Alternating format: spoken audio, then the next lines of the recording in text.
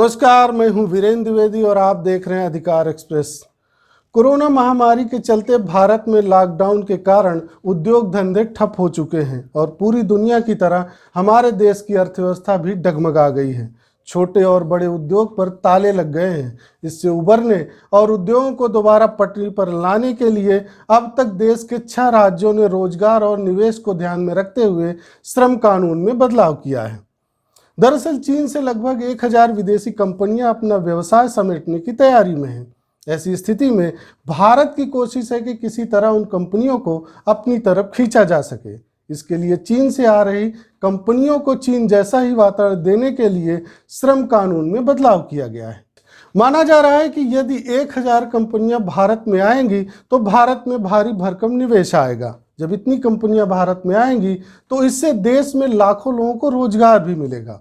आपको बता दें कि पिछले दिनों प्रधानमंत्री नरेंद्र मोदी ने भी सभी राज्यों के मुख्यमंत्रियों के संग बैठक करके उद्योग धंधों को दोबारा सावधानी के साथ शुरू कराने को लेकर चर्चा की थी।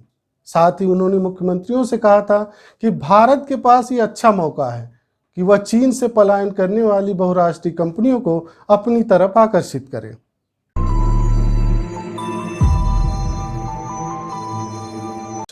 प्रधानमंत्री नरेंद्र मोदी के आह्वान के बाद ही मध्य प्रदेश, उत्तर प्रदेश, गुजरात ने अपने श्रम कानूनों में बदलावों की घोषणा की। इसके बाद महाराष्ट्र, ओडिशा और गोवा ने भी अपने श्रम कानून में बदलाव किया। चलिए सबसे पहले बात करते हैं उत्तर प्रदेश की। मुख्यमंत्री योगी आदित्यनाथ की अध्यक्षता में हुई राज्य मंत्रिपरिषद की बैठक में उत्तर प्रदेश चुनिंदा श्रम कानूनों से अस्थायी छूट का अध्यादेश 2020 को मंजूरी दी गई। इस संशोधन के बाद उत्तर प्रदेश में अब केवल building and other constructions worker act 1996 लागू रहेगा। उद्योगों को वर्कमैन कंपनसेशन एक्ट 1923 और बंधुआ मजदूर एक्ट 1976 का पालन करना होगा। उद्योगों पर अब पेमेंट ऑफ वेवेज एक्ट 1936 की धारा 5 ही लागू होगी। औद्योगिक विवादों का निपटारा, व्यावसायिक सुरक्षा, श्रमिकों का स्वास्थ्य व काम करने की स्थिति संबंधित कानून समाप्त हो गए हैं। ट्रेड यूनियनों को मान्यता देने वाला कानून भी खत्म कर दिया गया है। अनुबंध श्रमिकों व प्रवासी मजदूरों से संबंधित कानून भी समाप्त कर दिए गए हैं। उत्तर प्रदेश में करार के साथ नौकरी करने वाले लोगों को हटाने, नौकरी के दौरान हादसों का शिकार होने और समय पर वेतन देने जैसे 3 नियमों को छोड़कर अन्य सभी श्रम कानूनों को 3 वर्ष के लिए स्थगित कर दिया गया है। हालांकि महिलाओं और बच्चों से जुड़े श्रम कानून के प्रावधान और कुछ अन्य श्रम कानून लागू रहेंगे। विनिर्माण इकाइयां और कारखानों के मालिक अपनी आवश्यकता के हिसाब से श्रमिक रख सकेंगे।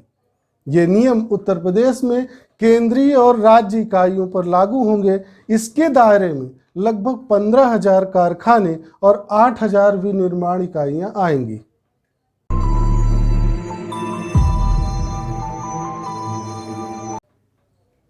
अब बात करते हैं कि मध्य प्रदेश के श्रम कानून की। चलिए आपको बताते हैं इसमें क्या क्या बदलाव हुए हैं।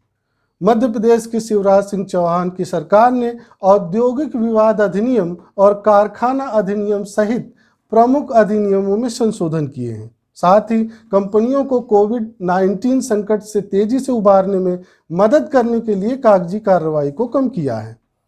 मध्य प्रदेश में उद्योगों को वर्कमैन कंपनसेशन एक्ट 1923 और बंधुआ मजदूर एक्ट 1976 का पालन करना होगा। उद्योगों पर अब पेमेंट ऑफ वेजेज एक्ट 1936 की धारा 5 ही लागू होगी। श्रम कानून में बाल मजदूरी व महिला मजदूरों से संबंधित प्रावधान को बरकरार रखा गया है। उपर्युक्त श्रम कानूनों के अलावा शेष सभी कानून अगले 1000 दिन के लिए निष्प्रभावी रहेंगे। औद्योगिक विवादों का निपटारा, व्यावसायिक सुरक्षा, श्रमिकों का स्वास्थ्य व काम करने की स्थिति संबंधित कानून समाप्त हो गए हैं। ट्रेड यूनियनों को मान्यता देने वाला कानून भी खत्म कर दिया गया है। अनुबंध श्रमिकों, प्रवासी मजदूरों से संबंधित कानून भी समाप्त कर दिए गए हैं। मध्य प्रदेश में अब उद्योग, व्यवसाय और निर्माण एजेंसियों के पंजीकरण 1 दिन में होंगे। इससे पहले इस प्रक्रिया में 30 दिन लगता था। पंजीकरण प्रक्रिया में छूट भी मिलेगी। उद्योग अपनी सुविधा अनुसार श्रमिकों की शिफ्टों में परिवर्तन कर सकेंगे। कारखानों में काम करने की शिफ्ट यानी पालियां 8 घंटे से बढ़ाकर 12 घंटे कर दी गई हैं। कारखानों में सप्ताह में 72 घंटे की ओवर टाइम की मंजूरी दी गई है। उद्योगों को अब विभागीय निरीक्षणों से मुक्ति मिलेगी। उद्योग अपनी इच्छा से तीसरे पक्ष से निरीक्षण करवा सकेंगे।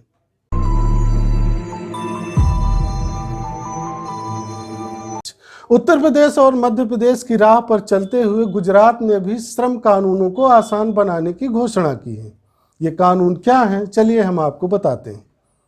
गुजरात के मुख्यमंत्री विजय रूपाणी ने कहा कि कम से कम 1200 दिनों के लिए काम करने वाली सभी नई परियोजनाओं या पिछले 1200 दिनों से काम कर रही परियोजनाओं को श्रम कानूनों के सभी प्रावधानों से छूट दी जाएगी।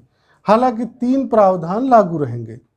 उद्योगों को वर्कमैन कंपनसेशन एक्ट 1923 और बंधुआ मजदूर एक्ट 1976 का पालन करना होगा। उद्योगों पर अब पेमेंट ऑफ वेजेज एक्ट 1976 की धारा 5 ही लागू रहेगी।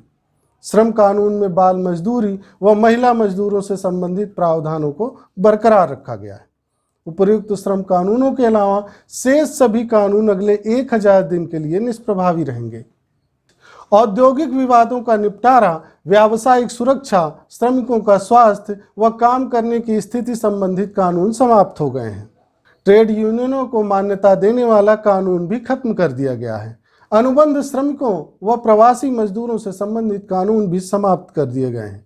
उद्योगों को न्यूनतम मजदूरी के भुगतान से संबंधित कानूनों सुरक्षा मानदंडों का पालन करना होगा। कंपनी या उद्योग में कोई दुर्घटना होती है तो श्रमिकों को पर्याप्त मुआवजा देना होगा। राज्य की पुरानी इकाइयों को श्रम कानूनों के अनुसार ही काम करना होगा। ऑनलाइन आवेदन के बाद 7 दिन में भूमि देने की प्रक्रिया पूरी की जाएगी। 15 दिन में बाकी की कार्रवाई भी पूर्ण की जाएगी। नए उद्योगों को अभी श्रम कानून की विभिन्न धाराओं के तहत पंजीकरण कराने और लाइसेंस प्राप्त करने में 30 दिन का वक्त लगता था। अब वह प्रक्रिया 1 दिन में पूरी होगी। हालांकि श्रम कानून में इन परिवर्तनों से एक तरफ उद्योग जगत राहत महसूस कर रहा है तो वहीं श्रमिक संगठन आशंका जता रहे हैं कि इससे कर्मचारियों का शोषण बढ़ेगा। मजदूर यूनियनों व कुछ अर्थशास्त्रियों का तर्क है कि इस परिवर्तन से श्रम बाजार में अराजकता फैल सकती है और श्रमिकों की उत्पादकता को नुकसान हो सकता है। वहीं ट्रेड यूनियन इसलिए परेशान है क्योंकि ऐसी स्थिति में उन्हें श्रमिकों का शोषण होने की आशंका है। क्योंकि इस अध्यादेश के पहले के नियम कठोर हैं, लेकिन फिर भी कई कंपनियों में मजदूरों का शोषण होता है जिससे मजदूर परेशान हैं। आज बस इतना ही। धन्यवाद। अधिकार एक्सप्रेस के नए वीडियो को देखने के लिए आप लाइक और सब्सक्राइब करें, साथ ही घंटी को जरूर दबाएं और लोक सेवा अधिकारों की स्वतंत्र पत्रकारिता के लिए हमारी मदद करें।